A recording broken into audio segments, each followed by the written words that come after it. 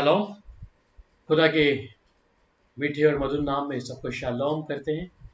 और इस समय पास्टर आशा राय का, जिन्होंने सौभाग्य दिया कि हम इस समय लाइव सेशन में आए और होप टीवी के साथ में परमेश्वर के कलाम को सुने। और हम धन्यवाद करते हैं कि इस प्लेटफॉर्म का, कि जहाँ पर वो प्रभु के दासों को मौका देते हैं और खुदा के कलाम को दुनिया भर में फैला रहे हैं। मैं शुक्रिया करता हूँ इनकी पूरी टीम को और पास्टर आशा राय के लिए कि जहाँ कहीं भी खुदा के कलाम को पहुँचा रही हैं, प्रभु और भी बखूबी से खुदा के कलाम को फैलाए। आइए हम सब प्रार्थना करें। सर्वशक्तिमान यहोवा परमेश्वर, आपका धन्यवाद हो प्रभु। पिता परमेश्वर, तारीफ हो आपकी मोहब्बत के लिए प्रभु, आपके दिए हुए अनुग्रह के लिए प्रभु जी। इस समय प्रभु जी तेरी दासी के लिए प्रभु, जिसने मौका दिया प्रभु कि तमाम भिन्न भिन्न स्थानों से खुदावन प्रभु तेरे कलाम को लोग सुन पाए प्रभु जी। आज भी प्रभु जी हम धन्यवाद करते हैं मेरे राजा कि प्रभु होप टीवी के जरिए पिता परमेश्वर बहुत सी आत्माएं बचें प्रभु। दुनिया भर में खुदावन प्रभु तेरा कलाम इस सोशल मीडिया के जरिए पहुंच जाए प्रभु जी। हम धन्यवाद करते हैं राजा। शुक्रिया मेरे राजा। आज के कलाम को प्रभु हम आपके हाथों में सौंपते हैं प्रभु जी। इस समय प्रभु जी हर बातों के लिए धन्यवाद करते हैं, जिससे प्रभु आप बड़े और हम घटे प्रभु जी। राजा धन्यवाद हो, तारीफ हो प्रभु जी। इस समय प्रभु हम सबको एक आत्मा में कर प्रभु जी, सुनने वाले कानों को प्रभु, देखने वाली आंखों को प्रभु, हम यीशु के नाम से इसी क्षण प्रभु जी आपके चरणों में रखते हैं प्रभु जी। कि आज का कलाम प्रभु जी उनकी जिंदगियों को, उनके परिवारों को, उनके दिलों को, उनके घरों को, उनके आत्मा प्राणों को बदल दे पिता परमेश्वर। अब तक जो भी स्वभाव था वो सब यीशु के नाम से प्रभु जी दूर हो जाए। तेरा धन्यवाद करते हैं राजा। आज की सुंदर संगति के लिए धन्यवाद करते हैं प्रभु जी। धन्यवाद यीशु का नाम से, आमीन।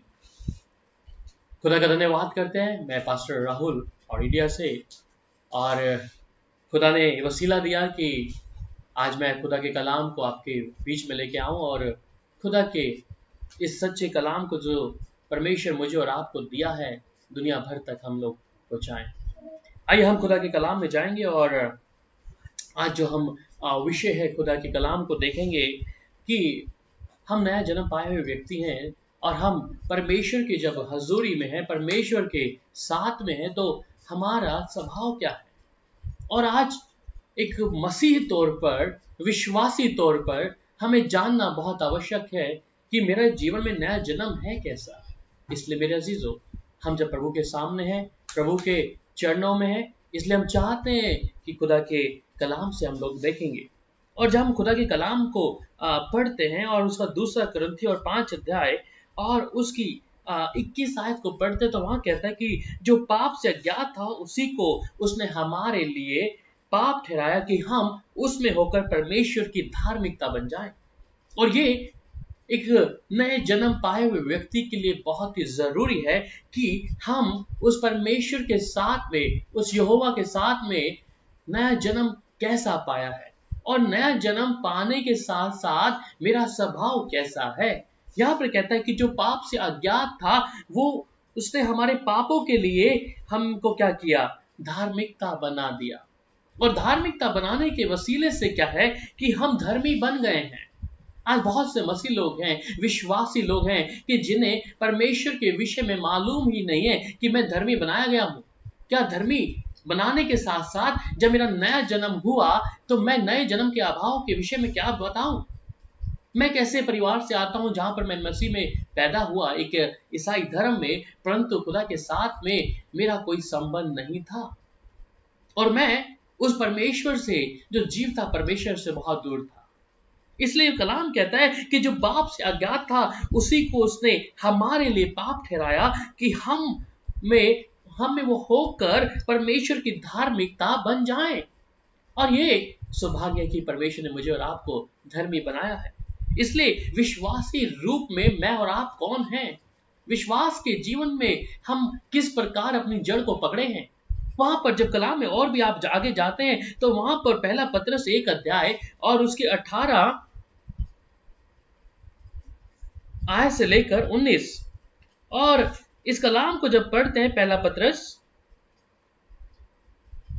1 अध्याय और उसकी 18 आयत में कहता है, क्योंकि तुम जानते हो कि तुम्हारा निकम्मा चाल चलन जो बाप दादों से चला आता है, उससे तुम्हारा छुटकारा सोने या चांदी अर्थात नाशवान वस्तुओं के द्वारा नहीं हुआ, पर निर्दोष और निष्कलंक मेमने अर्थात मसीह के बहुमूल्य लहू के द्वारा हुआ है। तो यीशु के लहू के द्वारा मेरे जीवन में क्या हुआ है? छुटकारा हुआ है। मेरे जीवन में छुटकारा हुआ है कि मैं परमेश्वर की धार्मिकता को क्या करूं? जानूं। परमेश्वर के वचन को और नजदीकता से जानूं। मैं परमेश्वर के साथ में हूं कौन? इसलिए मेरा छुटकारा किसी मनुष्य ने नहीं किया, किसी इंसान ने नहीं किया, किसी पासवान ने नहीं किया, परंतु कहता है, क्योंकि तुम जानते हो कि तुम्हारा निकम्मा चाल चलन जो तुम्हारे बाप दादों से चला आता है, उससे तुम्हारा सोने चांदी अर्थात नाशवान वस्तुओं के द्वारा नहीं हुआ है। और यहां कहता है, पर निर्दोष और निष्कलंक मेमने अर्थात मसीह के बहुमूल्य के लहू के द्वारा हुआ है। हमारे लिए कीमत चुकाई गई है कि हम उसकी धार्मिकता में आ जाएं। उसकी धार्मिकता में, उसकी जब धार्मिकता में मैं और आप आते मेरे अजीजों, वो छुटकारा परमेश्वर मुझे और आपको देता है। वो छुटकारा जो स्वयं परमेश्वर ने मुझे और आपको दिया है, वो किसी इंसान को नहीं, या किसी इंसान को हम महिमा नहीं दे सकते, क्योंकि मेरा और आपका छुटकारा हुआ है उस निष्कलंक निर्दोष मेमने यीशु के लहू के द्वारा, और कोई भी नहीं है। या मेरी जगह अगर यीशु मरा है तो मुझे इस चीज को पहचानना पड़ेगा, मुझे इस चीज को जानना पड़ेगा कि यीशु ने अपना लहू मेरी खातिर बहाया है। और अगर एक विश्वासी इस चीज को नहीं जानेगा तो याद रखें कि हम अपने जीवन में क्या कर रहे हैं? परमेश्वर को पहला सर्वस्थान नहीं दे रहे हैं। हम प्रभु को वो पहला रुतबा, वो पहला स्थान बिल्कुल भी नहीं दे रहे हैं। ये मुझे और आपको पहचानना पड़ेगा। और वो कहता है कि इसकी कीमत चुकाई गई है, और कीमत के विषय में आप देखें तो लहू बहाया गया है, और वो लहू जो यीशु का बहाया है वो मेरे लिए और आपके लिए था। हम नए जीवन के विषय में बात कर रहे हैं, एक विश्वासी के रूप में मैं और आप बात कर रहे हैं। क्या सच में मेरा और परमेश्वर के साथ में आपका ताल्लुकात इतना मजबूत है? क्या सच में मैं और आप प्रभु के साथ में उस जो अगापे प्यार, अगापे मोहब्बत जो खुदा किया है, क्या उसके साथ में चल रही हूं या चल रहा हूं? ऐसा कौन से स्वभाव को मैं देख रहा हूं? मेरे अजीजों, आज मसीह के तौर पर हम पहचाने जाते हैं कि मसीह हैं। क्या मसीह के मुताबिक मेरा या आपका जीवन है क्या? परमेश्वर ने कहा, मैं तुम्हें बहुत आयत का जीवन देता हूं, और वो बहुत आयत का जीवन क्या है? वो यीशु का है, वो यीशु का है। इसलिए उस यीशु के साथ साथ हमने क्या करना है? अपने जीवन को निरंतर बनाए रखना है, क्योंकि कीमत चुकाई है। बहुत से लोग हैं जो कहते हैं कि कीमत मेरे लिए कैसी? मेरे जीवन में कीमत कौन सी कीमत चुकाई है? पर कीमत चुकाई है मेरे यीशु। इसलिए उसने कहा कि पर निर्दोष और निष्कलंक मेमने अर्थात मसीह के बहुमूल्य लहू के द्वारा, और ये लहू के द्वारा जो यीशु ने अपना जीवन, अपनी जिंदगी, अपना लहू बहाया है कि मैं और आप बहुत आयत की जिंदगी जी पाए।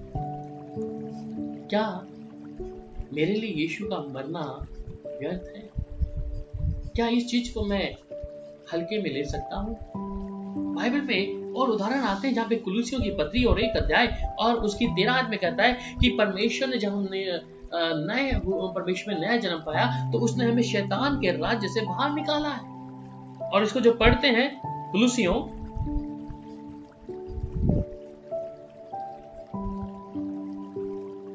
की किताब 1 अध्याय और उसकी 13 आयत, यह कहते हैं, उसी ने अंधकार के वश से छुड़ाकर अपने प्रिय पुत्र के राज्य में प्रवेश कराया है। उसी ने हमें अंधकार में, और मैं और आप भी अंधकार में ही थे ना, हमारा जीवन, मैं जिस परिवार से आता हूं वो एक ईसाई धर्म का परिवार था और यीशु के साथ में कोई संबंध नहीं था। परमेश्वर ने उस ईसाई धर्म से निकालकर अपना बेटा बेटी बनाया और इस नए जन्म का अनुभव मैं अपने जीवन में बहुत तरीके से, अच्छे तरीके से जानता हूं कि मेरा परमेश्वर जिसने मुझे ये सौभाग्य दिया है और अपने घर में पैदा होने का अधिकार दिया है, ये किसी मनुष्य ने नहीं, सर्वशक्तिमान यहोवा परमेश्वर ने दिया है। ये दया है। इफिसियों 2 अध्याय उसकी 8 में हम लोग पढ़ते हैं कि परमेश्वर के अनुग्रह के द्वारा हमने विश्वास किया है और उस अनुग्रह को हम व्यर्थ ना जाने दें। हम जब अनुग्रह को व्यर्थ नहीं जाने देते तो तब परमेश्वर के कामों को हम क्या करते हैं अपनी जिंदगियों में देखते हैं। और ये तो वही जानेगा कि जिसके जीवन में जिसके पाप ज्यादा क्षमा हुए। बाइबल में लिखा है एक ऐसा स्वामी और जिसने कुछ अपने दासों को कुछ रुपया दिया और रुपया देने के बाद में स्वामी ने कुछ लोगों का जो कर्ज था उसे माफ किया और उसमें से एक वचन में आता है कि जिसके ज्यादा कर्ज माफ किया उसने ज्यादा धन्यवाद किया, उसने ज्यादा धन्यवाद किया। मेरा पाप कैसा था? अगर मेरा पाप जैसा था तो मेरे पापों के विषय में मैं जानता हूं कि मेरे पाप की माफी देने वाले यीशु ने क्या किया, मेरे लिए अपने पुत्र यीशु को दिया मेरे पाप के लिए, क्योंकि मैं जानता हूं मेरी जिंदगी कैसा था। इसलिए एक विश्वासी के रूप में मुझे होना कैसा है, मैं कौन हूं एक विश्वासी के रूप में। मैं अगर नए जन्म की बात करूं तो यीशु ने हमें उस अंधकार के वश से छुड़ाकर अपने प्रिय पुत्र के राज्य में प्रवेश करा दिया है। ये मेरे लिए एक खुशखबरी है, पर मैं उस अनुग्रह को व्यर्थ ना जाने दूं। मैं उस अनुग्रह को जो यीशु ने मेरे लिए दिया है, परमेश्वर ने किया है, उसे व्यर्थ ना जाने दूं, क्योंकि वो मेरा परमेश्वर है, वो मेरा छुपने का स्थान है, वो मेरा दृढ़ गढ़ है, वही मेरा परमेश्वर है जिससे मैं परमेश्वर से प्रार्थना करता हूं। इसलिए वो परमेश्वर का अनुग्रह जब मेरे ऊपर हुआ, उसने अंधकार के राज्य से मुझे क्या किया, बाहर निकालकर परमेश्वर के राज्य में प्रवेश करा दिया है। ये सौभाग्य है, ये खुदा ने मौका मुझे और आपको दिया है।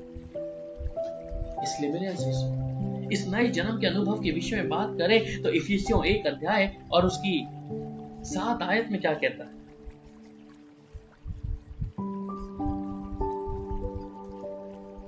इफिसियों की किताब और उसका 1 अध्याय और उसकी 7 आयत, यहां पर कलाम में कहता है कि हमको उसमें उसके लहू के द्वारा छुटकारा अर्थात अपराधों की क्षमा उसके उस अनुग्रह के धन के अनुसार मिला है। उसके लहू के द्वारा पहली चीज छुटकारा। मैं अपने जीवन में जानता हूं कि मैं गुनाह में था, पाप में मेरी जिंदगी थी, पाप मेरे जीवन में बसा हुआ था और मेरा छूटना वहां से बहुत मुश्किल था। पर परमेश्वर की दया, यीशु का लहू मुझे नजात दिया और कहा कि हमको उसके लहू के द्वारा छुटकारा अर्थात अपराधों की क्षमा उसके उस अनुग्रह के धन के अनुसार मिला है। अनुग्रह के उस धन के अनुसार जो परमेश्वर ने मेरे और आपके जीवन में दिया। ये मेरे लिए खुशखबरी है, ये मेरे लिए परमेश्वर का अनुग्रह है जो परमेश्वर ने मेरे लिए क्या किया है, ऐसा कर कर मुझे दिखाया है कि वो मेरा परमेश्वर है और उसने मुझसे मोहब्बत करी। उस मोहब्बत को जो खुदा ने मेरे से करी, अपना बेटा बनाया, लेपालक पुत्र होने का दर्जा प्रभु ने मुझे दिया है। उसके घर में आने का सौभाग्य परमेश्वर ने मुझे दिया है। मैं कैसे भूल जाऊं, मैं कैसे भूल जाऊं उसके ऊपर जब हम अपनी जिंदगी को याद करते हैं। मेरे प्यारों, आप जिधर भी हैं, ये जगह पर है, इस समय आप वचन को सुन रहे। क्या आपका जीवन भी ऐसी गंदगी में था, ऐसे पाप में था जहां से निकलना बहुत मुश्किल था, कठिन था, परंतु सही समय पे यीशु आ गया। मेरे जीवन में भी परमेश्वर ने उस यीशु के लहू के द्वारा मेरे पापों की माफी मुझे दी, और अनुग्रह के उस धन के द्वारा जो मुझे मिला वो थी नया जन्म। नया जन्म का आभास एक ऐसे व्यक्ति को जिसके पाप ज्यादा थे उसको क्षमा किया गया। मैं परमेश्वर की कलाम में और आगे जाता हूं, पहला यूहन्ना और उसका 1 अध्याय उसकी 7 आयत को पढ़ते हैं। तो यहाँ पहला यूहन्ना 1 अध्याय उसकी 7 आयत में कहता है, पर यदि जैसा वे ज्योति में है वैसे हम भी ज्योति में चले। पहली चीज हमने जान ली कि 2 कुरिन्थियों 5:21 में कि मसीह ने मुझे क्या किया, धर्मी बना दिया है। दूसरा उसने कहा कि यीशु के लहू से मैं बचाया गया। तीसरा उसने कहा कि शैतान के राज्य से निकालकर परमेश्वर के राज्य में परमेश्वर ने मुझे मौका दिया। अगली बात उसने कहा कि अब पहला यूहन्ना 1 अध्याय उसके साथ में कहता है, पर यदि जैसा मैं ज्योति में है, जब मेरा नया जन्म हो गया है, मैं प्रभु के साथ आत्मा और प्रार्थना में एक हो गया हूं, तो अब मेरा जीवन कैसा है? इसलिए उसने कहा, पर यदि जैसा मैं ज्योति में है वैसे ही हम भी ज्योति में चले, तो एक दूसरे से सहभागिता रखते हुए और उसके पुत्र यीशु का लहू हमें सब पापों से शुद्ध कर देता है। उस यीशु का लहू हमारे सब पापों को क्या करता है? शुद्ध। कीमत चुकाई गई है यीशु के लहू के वसीले से। वो कीमत जो यीशु ने चुकाई है, उसका लहू मेरे से, ये उसका अनुग्रह है। अनुग्रह के साथ साथ एक नए जन्म का अनुभव भी एक विश्वासी जीवन में होना आवश्यक है कि यदि जैसा वह ज्योति में, स्वयं परमेश्वर जैसा ज्योति में है, वैसा ही हम भी ज्योति में चले। परमेश्वर अपेक्षा करता है, गॉड वांट कि हमारे से वो चाहता है। आज हम सब अलग अलग जगहों पर हैं, एक मसीह तौर पर हम अपने जीवन को जी रहे हैं। क्या मैंने और आपने कभी ये कोशिश करी कि मसीह क्या चाहते हैं, कि प्रभु यीशु मसीह हमारे जीवन से क्या चाहते हैं? हम अक्सर सुनते आए हैं कि we are in the end times, हम अंत के दिनों में जी रहे हैं। इस अंत के दिनों में जी रहे हैं, तो क्या प्रभु मुझसे क्या चाहते हैं? कभी मैंने और आपने इस विषय में बात करी, या मैंने और आपने कभी इस चीज पर ध्यान दिया? परमेश्वर मुझसे और आपसे क्या चाहते हैं? वो परमेश्वर चाहते हैं कि हम उसके आगे के अनुसार हमारा जीवन, हमारा चाल चलन परमेश्वर के मुताबिक, उस नए जीवन के विषय में, नए जन्म और अगेन के विषय में, उस विश्वास के जीवन में हमने क्या करना? वो कहता है, यदि जैसा मैं ज्योति में है वैसे ही हम भी ज्योति में चले। जिस प्रकार हमारा परमेश्वर स्वयं ज्योति है और ज्योति में चलने वाला परमेश्वर कहता है तुम भी वैसे ज्योति में चलो, और कहता है तो एक दूसरे की सहभागिता रखते और उसके पुत्र यीशु का लहू हमें सब पापों से शुद्ध करता है।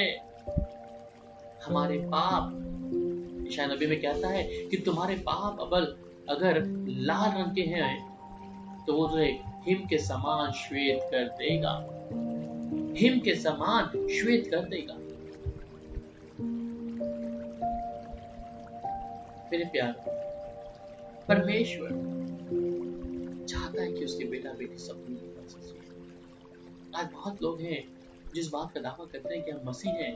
क्या मसीह के अनुसार हमारा जीवन है? क्या मसीह के अनुसार मेरा जीवन, मैं हर दिन उसके मुताबिक जी रही हूं या जी रहा? हम बहुत से पासवानों के वचनों को सुनते हैं, खुदा के कलाम को। क्या सिर्फ हमने उसको सुनने का एक जरिया बनाया है? ये बातें हमारी नहीं है। एक विश्वासी को भी जानना जरूरी है, एक सेवा करने वाले व्यक्ति को, सेवक को भी जानना जरूरी है कि परमेश्वर की बुलाहट क्या है मेरे जीवन में। मैं परमेश्वर के मुताबिक, मेरा जीवन कैसा है? क्या मुझे परमेश्वर के मुताबिक होना है? क्या प्रभु के अनुसार मैं धर्मी बनाया गया हूं? मुझे और आपको धर्मी बनाया गया है, याद रखिए। किसके द्वारा? मेमने के लहू के द्वारा। वो मेमने का लहू यीशु मसीह का लहू है जो मुझे और आपको जिंदगी बख्शता है, और कोई लहू है ही नहीं उस परमेश्वर के पुत्र यीशु के द्वारा। बाइबल में एक और बात कहता है, जब आप इफिसियों 1 अध्याय और उसकी 3 आयत पढ़ते हैं तो वहां कहता है, मसीह में सभी आत्मिक आशीषों से समृद्ध किया है परमेश्वर ने। हमें उन आत्मिक आशीषों से परमेश्वर ने भरा है। अक्सर मसीह लोग कहते हैं कि हमारे पास गाड़ी है, घर है, बंगला है, we have a lot of money, we are king, like that। तो आप इसे क्या कहते हैं और उस आशीष की तुलना देते हैं? मेरी आत्मिक आशीष क्या है कि स्वर्ग में रहने वाला परमेश्वर स्वयं मुझे जानता है। इस दुनिया को, कायनात को बनाने वाला परमेश्वर स्वयं मुझे पहचानता है। लेपालक पुत्र होने का दर्जा परमेश्वर ने मुझे दिया है, वो मुझे जानता है। जब वो परमेश्वर मुझे और आपको इस सौभाग्य दिया है तो यही मेरे लिए आत्मिक आशीष है कि इस दुनिया को बनाने वाला परमेश्वर। कलाम कहता है कि स्वर्ग उसका सिंहासन और ये धरती उसके पैरों की चौकी है। इतना सामर्थ्य परमेश्वर जो बवंडर में होकर चलता है, वो मेरे और आपके हृदय में आकर रहना चाहता है। क्या मैं अपने परमेश्वर के लिए उसके मुताबिक जीवन व्यतीत नहीं कर सकता? क्या मैं अपने परमेश्वर के लिए उसके अनुसार अपने जीवन को व्यतीत नहीं कर सकता? क्या यीशु का लहू हम सिर्फ नास्तिक चीजों पर, जो किसी चीज के बेजान चीजों के लिए हम यीशु के लहू को इस्तेमाल करते हैं क्या? कि तुम्हारे घरों पे डाल दिया, तुम्हारी गाड़ियों पे, तुम्हारे फोन पे, कि खराब ना हो। क्या यीशु का लहू सिर्फ उसी चीज के लिए है? बहुत से लोग हैं जो यीशु के लहू को इस्तेमाल करते हैं घरों की छतों पे डालने के लिए, पर यीशु का लहू है किसके लिए? मेरे प्यार, यीशु का लहू है मेरे लिए और आपके लिए, जीवित चीजों के लिए। क्योंकि यीशु का लहू आपकी गाड़ी पे गिरने के लिए नहीं है, आपकी घरों की छतों पे गिरने के लिए नहीं है। यीशु का लहू है आपकी स्त्री के लिए। इसलिए वो गीत गाते हैं ना कि यीशु का लहू किसी जानवर का नहीं है, किसी भेड़ बकरी का नहीं है। सर्वशक्तिमान परमेश्वर के पुत्र यीशु मसीह का लहू है, जिसमें पाप की माफी मिलती है, उसका लहू है। आज मसीह तौर पर हमें यीशु के लहू की वैल्यू नहीं पता, पर असली जिंदगी में अगर आप देखें तो दुष्शक्तियों को तो ज्यादा डर है और वो उसकी लहू की ताकत को जानती हैं। वो दुष्शक्तियां यीशु के नाम को जानती हैं, चिल्लाती हैं। पर एक विश्वासी, परमेश्वर के वचन को मानने वाला व्यक्ति उस यीशु के कलाम की और यीशु के लहू का कोई भी भय नहीं रखता। क्या यीशु का लहू इन्हीं चीजों के लिए है? वो कहता है निर्दोष मेमने का लहू था, इसलिए जो हमारे सब पापों को शुद्ध करता है। एक नया जन्म पाया हुआ व्यक्ति इस विषय में बता सकता है कि मैं पापी था। मैं एक बैंक में रीजनल रिकवरी मैनेजर रहा हूं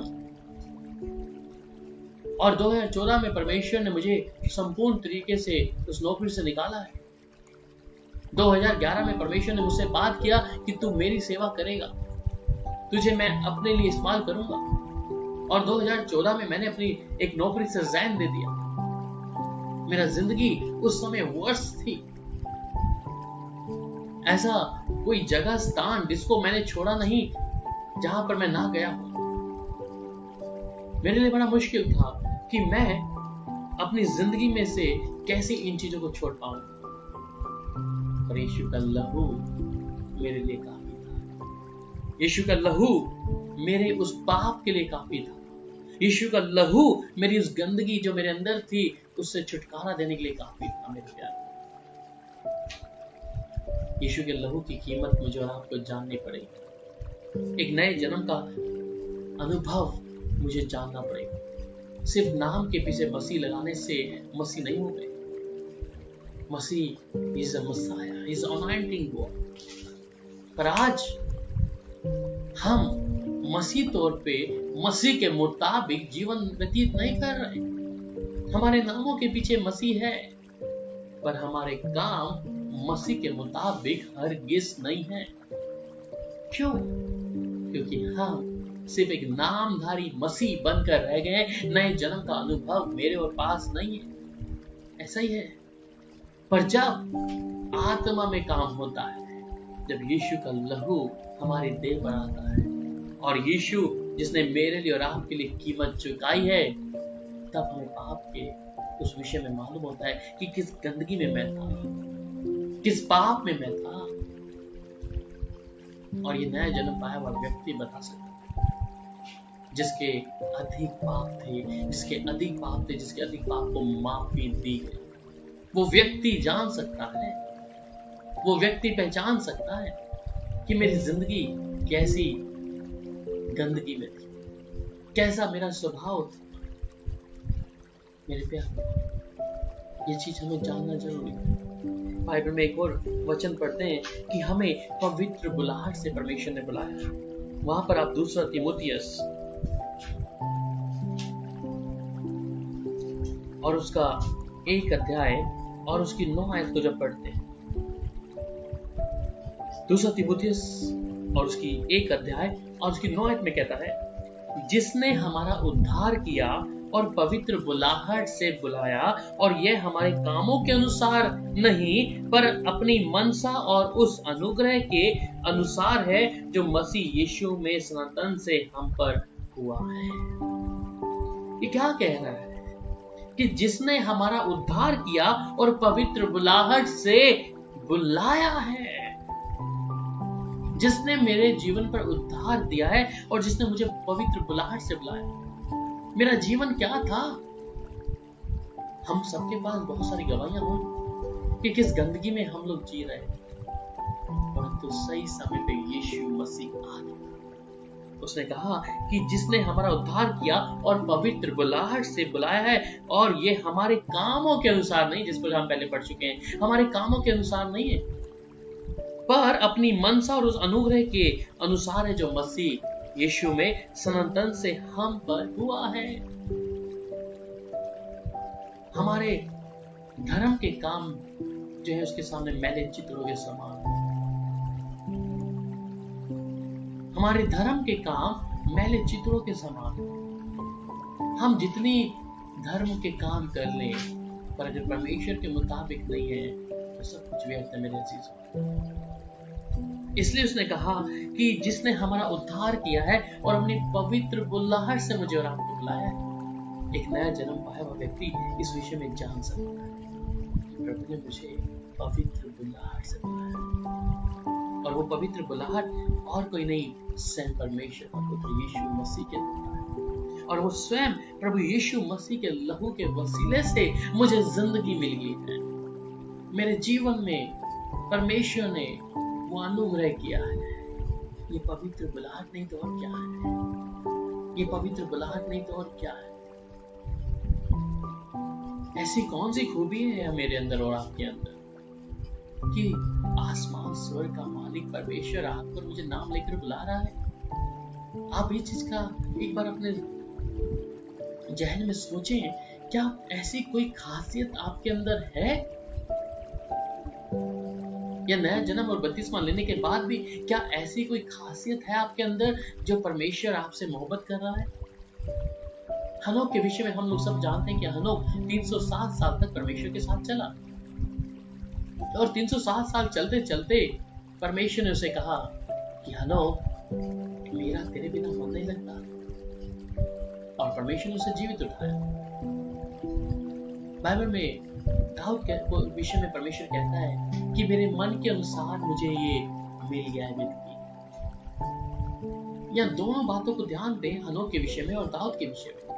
क्या परमेश्वर आज मेरे और आपके विषय में कह पाता होगा कि हनोक, कि हे राहुल, हे भाई, हे बहन, हे बेटी, मेरा तेरे बिना मन नहीं लगता?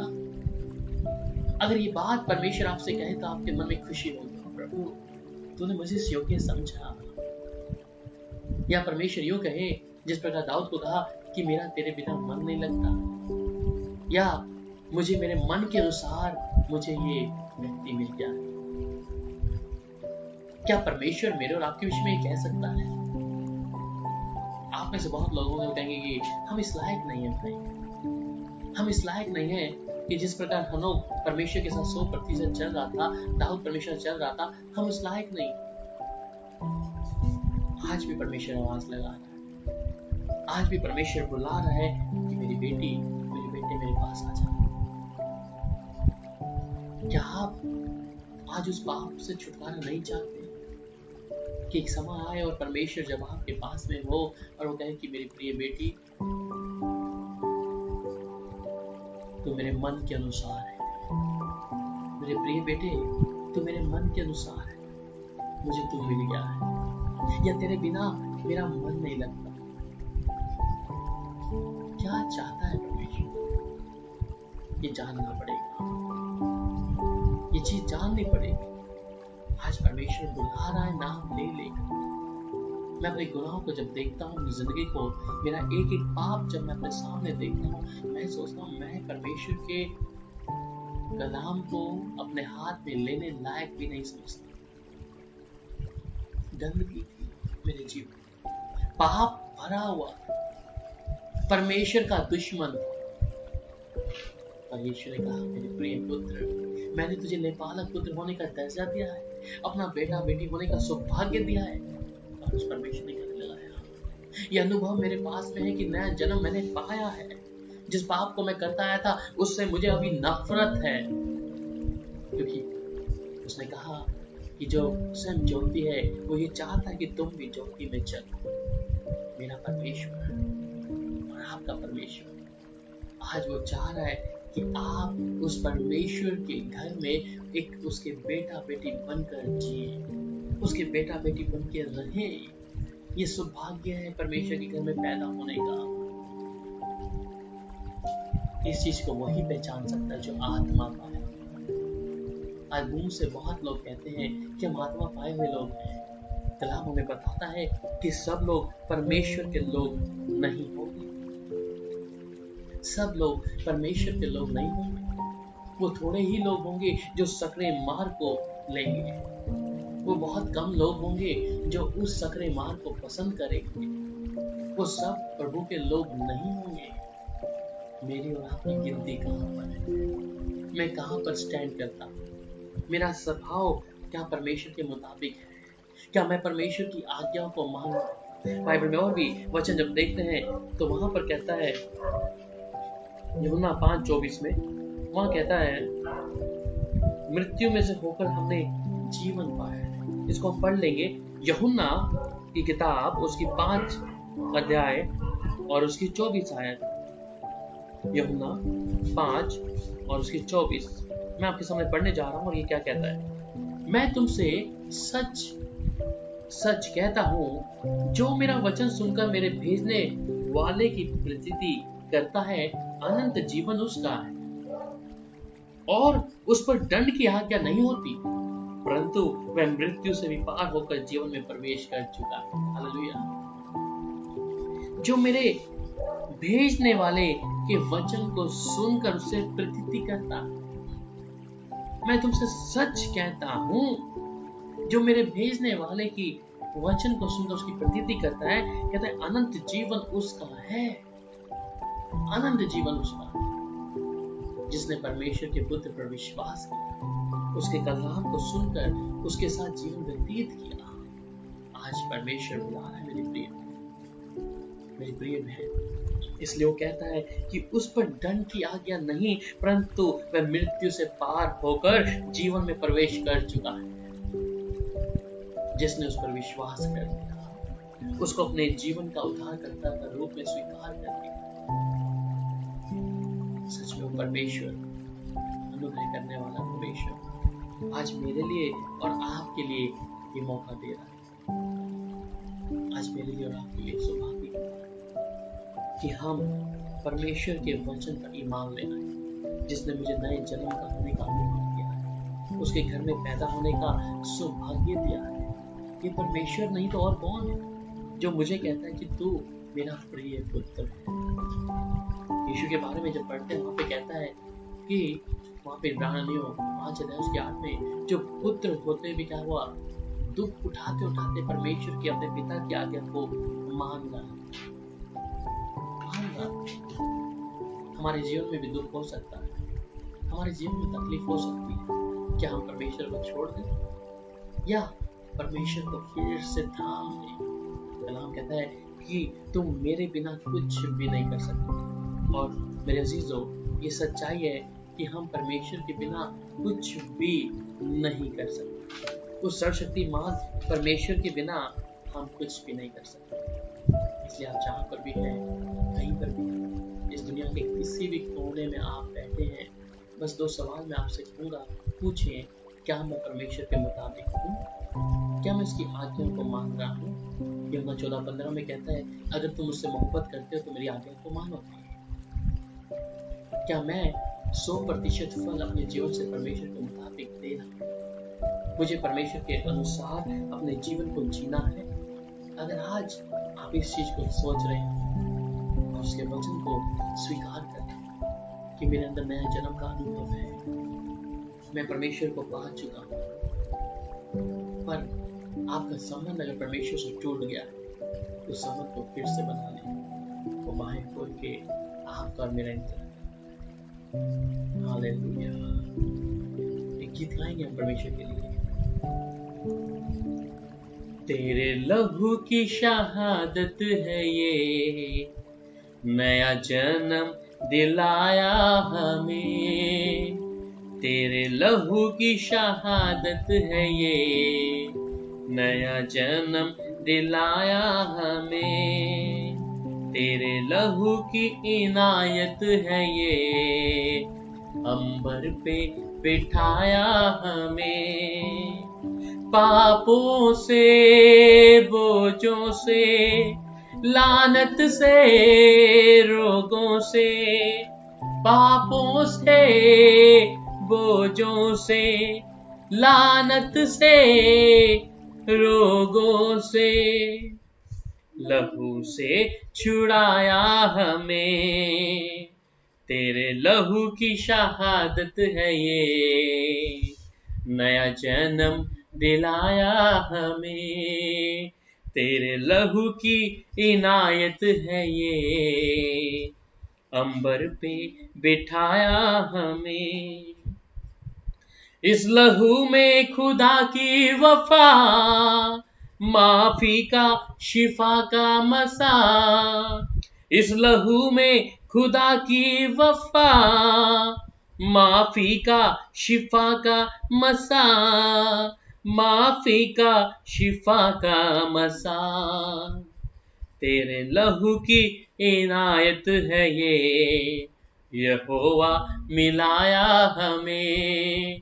तेरे लहू की इनायत है ये, यहोवा मिलाया हमें। पापों से, बोझों से, लानत से, रोगों से, पापों से, बोझों से, लानत से, रोगों से, लहू से छुड़ाया हमें। तेरे लहू की इनायत है ये, नया जन्म दिलाया हमें।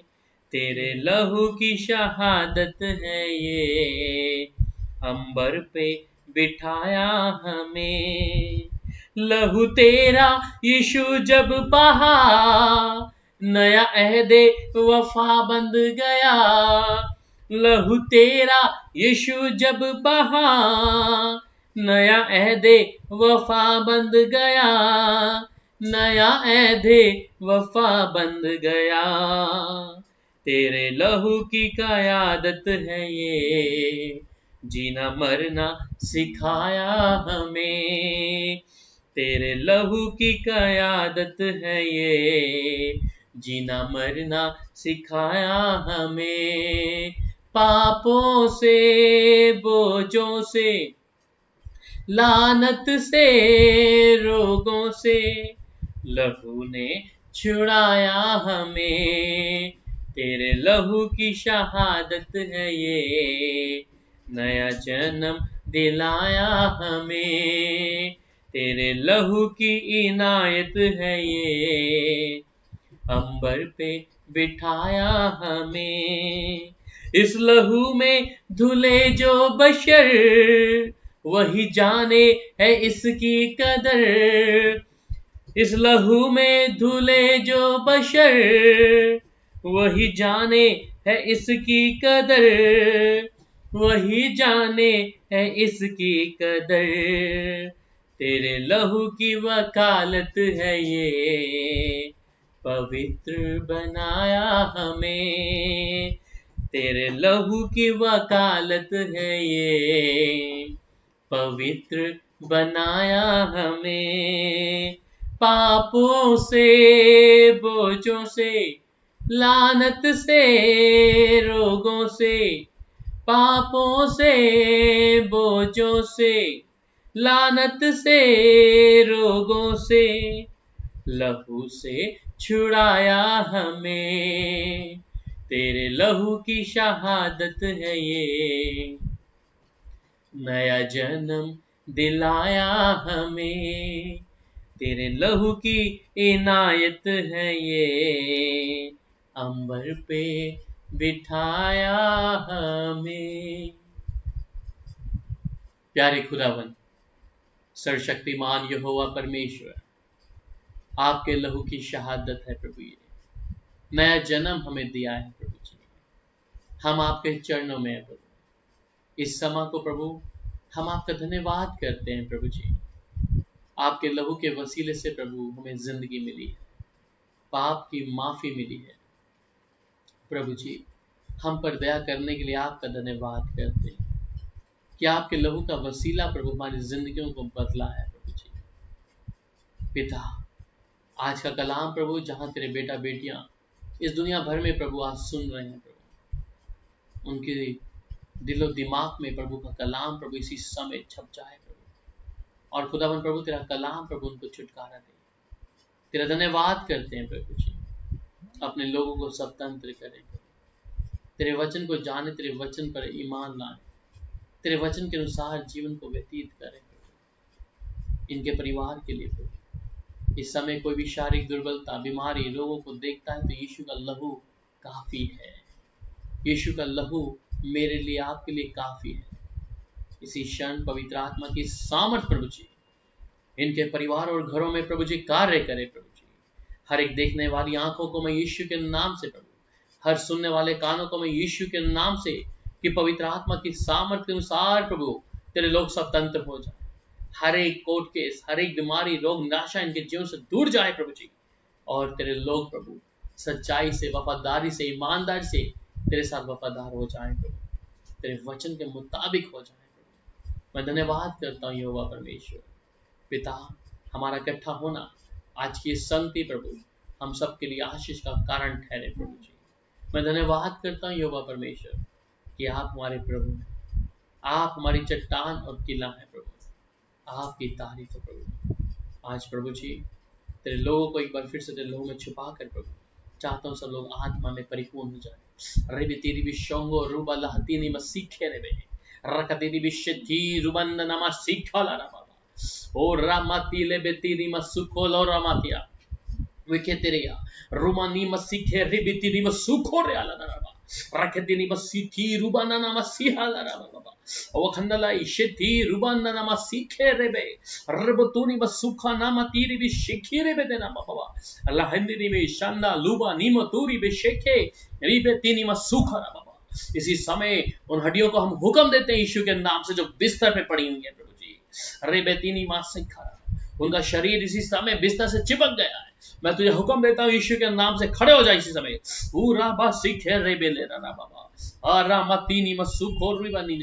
इसी समय तुम्हारा शरीर हस्त पुष्ट हो जाए। पाप की माफी देने वाले यीशु के सामने अपने घुटनों को टेक दे मेरे प्रिय भाई, अपने घुटनों को टेक दे इसी समय। तेरे गुनाह और पापों को देख, कौन सा गुनाह तूने परमेश्वर के विरुद्ध में किया है, और इसी समय पवित्र आत्मा तेरी मदद करेगा परमेश्वर की हजूरी में तुझे लाने के लिए। हे मेरे भाई, तू जहां पर भी है प्रभु जी, रामा तीले बे शिखे रेबा वखनीले अनिमतुरी बे शिखे रेबा, इसी समय पवित्र आत्मा की सामर्थ तेरे शरीर में कार्य कर रही है। इसी समय उठ जा अपने बिस्तर से और खुदावन का धन्यवाद कर रहे। किसी इंसान का नहीं, सर्वशक्तिमान परमेश्वर का धन्यवाद कर। ओ राबा शिखे रे बेता ना मामा अरे बेते रे माँ। हे प्रभु के दास, इस समय मैं तेरे लिए प्रार्थना करता हूँ। तो जहां पर भी है रीबे तूनी मासी खाराबा तेरी सेवकाई के साथ साथ प्रभु जी इसी समय प्रभु इस भाई पे दया कर प्रभु जी, इसके बंधनों को तोड़ प्रभु जी। वल्ले रे मासी खानी माता अपनी सेवकाई को देख जो परमेश्वर तुझे दिया है, परंतु तू भटक गया उस कदम से, उस भीड़ से जो परमेश्वर ने तुझे जिसमें रखा था, परंतु तू अपनी मनमानी करने लगा। रीशंदा लीमी नोंदो रामा राना नाम सीख है भाई राजन रीबा नीम सुख रबा प्रभु की दया तुझ पर हो रही है। इसी समय दया करने वाला परमेश्वर तुझे बुला रहा है। वो परमेश्वर जो दया करने वाला है भाई राजन, तो इस समय जहां पर भी देख रहा है रीबे शिखे रूबा ले रबा। कई हफ्ते से तूने कई बार अपने मन में सोचा था कि मैं अपने जीवन को समाप्त कर लूं, अब कोई परमेश्वर नहीं रहा, मेरी प्रार्थनाएं सारी व्यर्थ हैं। तो एक मसीह परिवार में तो है, परंतु परमेश्वर के साथ तेरा ताल्लुकात नहीं है। रेबे शिद्धि रूबा लखन नमम मेरे भाई राजन, इस समय तू सुन ले, मेरा परमेश्वर कह रहा है कि वो तेरे लिए एक बार को खोलने जा रहा है। अपने मन को फिरा परमेश्वर की ओर, अपने हृदय को खोल प्रभु के लिए कि वो तुझ पर दया कर दे। इसी समय वो परमेश्वर दया करना चाहता है। वो खंडीरी बस सीखे रे बेबे रखोंदी ले बेते नियमा लाई रे बे सीखे रूबा निम तूरी भी शोखरा माले बनिना रखे तेरे बे नमंदुरी भी शिखी वो खंडल्या मतूरी भी शोखो रोबला न खतली रबंदी निम सोखो रोबला। इसी समय परमेश्वर तेरे लिए मार्ग खोल रहा है। उस परमेश्वर धन्यवाद कर और परम प्रधान से अपनी मन्नतों को पूरी करना आरंभ कर दे। हालेलुया हालेलुया हालेलुया। रेबे शिखे रेबे तेनी मसुखो रियाना ना ला रेबे तेनी मसुखो वखंदेले बतीनी मसीहा राबा रेबे तेनी मसुखो रेबे लानिनीमा रेबे नीना मसुखो विखेंदे रेबे शिखे रेबे तेनी ला रेखते रेबे सूत्रो। Bless right now, O Lord. Bless everyone, O Lord. Those are watching right now, O Lord. Those are in your presence, O Lord. Oh, people, you come to the throne of Jesus Christ. Come to the presence of the Lord Jesus Christ. He have an authority of heaven and earth. He just open your heart for the Lord and cry, Oh Lord Jesus Christ, I done sin, but please break my over the boundaries. Oh Lord, right now, the God is going to be break the every boundaries of your life. Right now, receive the power of Holy Spirit. The Holy Spirit be hovering upon you, my brother. Arriba nimo sukolia nini, wakatelia ribetereba, ranana masihatu, by Sunil Rikatiria, Ramania ne sukoraba, Sunil Dikshit, Ramatulia nimo siaraba, wakandala masikeva. तू दिल्ली के क्षेत्र में है, रिबेतीरी बशुखो रमा, तेरे घर का L168 ऐसा नजर आ रहा है। रिबातीना मुसुपरबा, तू इसी समय कहीं बिजनेस के कर्ज से दबा हुआ है। रिबा शुकोरमा, भाई सुनील दीक्षित रामा L168 रामा तेरा हाउस नंबर है। रिबा शुकोरो बिलियाती शखानीमो तोराबा वखनीली बितीरी बिशोत्रो। मेरा परमेश्वर कह रहा है तू पहले परमेश्वर के राज्य की खोज कर, तो ये सब रिश्ते तेरे लिए हैं। तेरे कर्ज को वो परमेश्वर माफ करने के लिए तैयार है, परंतु अपनी भूल को देख, अपने उस वचन को जो ने कहकर नहीं पूरा किया, इसलिए दूसरे ने मौका चाह और तेरे जीवन में आ चुका है। इसी समय परमेश्वर कहता है मैं तुझ पर दया करूंगा। वखती रामानीनी मैं सूखो ले तिरिबे रखतिरिबे चंद्रो वखते ले रिबे तेनिया निम्बला शक्ति नकती रोमनी मसीदे बेतेरिबे वखतलिया नमंदलाई शक्ति रेबेंदा नमंदलो रिबे शिखे नमत्रो अले हंदिरेबे वखतिरे निमोत्रो वखतिरिबे चंद्रो। प्रभु के राज्य की ओर बढ़ जा, क्योंकि परमेश्वर का राज्य निकट आ चुका है। मरकुस 1:15 में कहता है कि समय पूरा हुआ, परमेश्वर का राज्य निकट आ चुका है। इसलिए मन फिराओ और सुसमाचार पर विश्वास करो। परमेश्वर पर पूरी रीति से विश्वास कर मेरे प्रिय भाई। रेबेतीनी बसुखो रियानेला लाते रेबे शिखे रेबे। ओ ब्लेस एवरीवन लॉर्ड। पिता हम आपका धन्यवाद करते हैं, तेरे नए जन्म का अनुभव प्रभु हर एक तेरे बेटा बेटी आज देखने पाए प्रभु जी। जिनके कान है वो आत्मिक कानों को खोल, जिनकी आत्मिक आंखें को खोल प्रभु जी। तेरे वचन को प्रभु पहला स्थान दे। तूने कहा कि तूने अपने नाम से बढ़कर प्रभु के कलाम को पहला स्थान दिया मेरे प्रभु। इसलिए प्रभु जी इसी क्षण तेरे बेटा बेटियों को आपके लहू में छिपाता हूँ। संसार को अपना पहला स्थान ना दे प्रभु जी। जो संसार से मित्रता करता है वो परमेश्वर का सबसे बड़ा बैरी है। इसलिए मेरे प्रिय भाई मेरी प्रिय बहन परमेश्वर की अधीनता में उसकी हजूरी में आ जाओ। वखतेरी भी शानदार रूखा तेरी भी शेंदर बलेना वखतेरी भी लंदनमा ओ रेबेतीनी मसीहा रबा वखनेरी में सीखे तेरे बे निमंदला शत्रो वल्ले रे मसीहा तेरे बे शानदा लेबेतीनी मसूत्रो रिबेंदना। इसी समय परमेश्वर की हजूरी में आओ, परमेश्वर की हजूरी में आओ, परमेश्वर की हजूरी में आओ। ओ थैंक यू जीसस। ओ प्रभु जी मैं आपका धन्यवाद करता हूँ आज की संगति के लिए प्रभु जी। आज तेरी दासी का प्रभु जी, खासतौर बहन आशा राय का प्रभु जी, तेरी दासी है प्रभु, जिसने तेरे इस दास को मौका दिया प्रभु उसके फेसबुक पेज पे आने के लिए प्रभु जी, लोगों के लिए आशीष का कारण बनाने के लिए प्रभु, उनकी सेवकाई को प्रभु फलवंत कर प्रभु जी, जो लोग इनसे जुड़े उनको फलवंत कर प्रभु जी, कि होप टीवी प्रभु जी जो एक वसीला बना है कि लोगों तक तेरा कलाम जाए प्रभु जी, कि लोग सच्चाई को जाने प्रभु जी, होने पाए प्रभु जी आने वाले साल में प्रभु जी, इनके लिए प्रभु एक बढ़ोतरी का मार्ग हो।